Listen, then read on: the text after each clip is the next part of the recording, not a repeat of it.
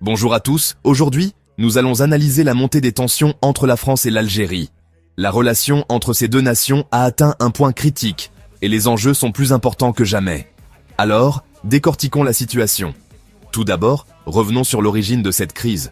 Juillet 2024 marque un tournant majeur lorsque la France prend position en faveur du Maroc sur la question du Sahara occidental.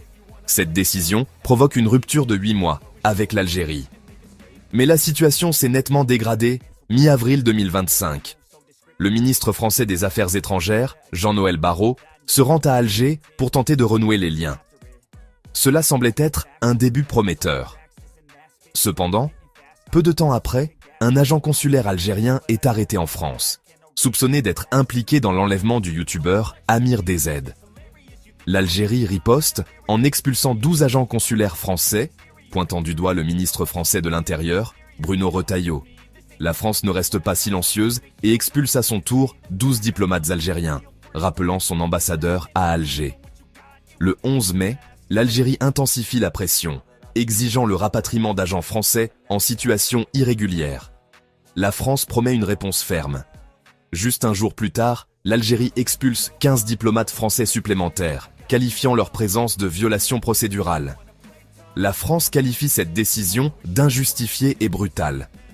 Examinons maintenant les points de friction essentiels.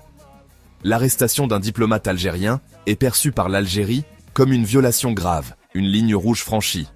La France, quant à elle, insiste sur son indépendance judiciaire et son incapacité à interférer dans les affaires judiciaires.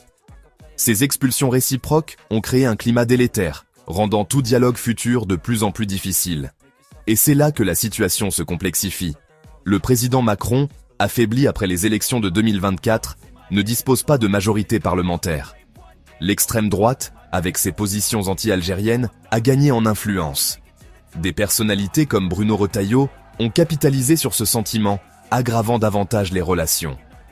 Ajoutons à cela le lobbying pro-marocain en France, qui encourage des politiques favorables au Maroc. Des personnalités influentes comme Éric Ciotti et Rachida Dati ont publiquement soutenu la revendication du Maroc sur le Sahara occidental, exacerbant la rupture avec l'Algérie. Historiquement, des questions non résolues de l'époque coloniale et des événements comme les massacres de Sétif continuent de peser lourdement sur les relations.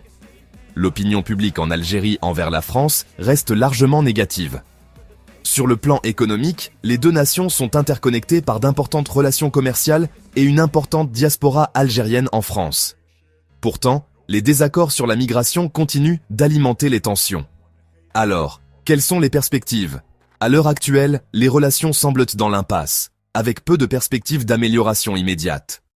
Les prochaines élections présidentielles françaises de 2027 pourraient compliquer davantage la situation, avec une rhétorique anti-algérienne potentiellement en hausse. En résumé, la relation entre la France et l'Algérie ne tient qu'à un fil, prise dans un cycle de représailles et de manœuvres politiques. Parviendront-ils à rétablir leurs liens ou assistons-nous à une rupture inévitable ? Seul l'avenir nous le dira. Merci de votre attention et n'oubliez pas d'aimer et de vous abonner pour plus d'informations sur la politique internationale. À bientôt. Merci de bien vouloir activer la cloche et de cliquer sur j'aime.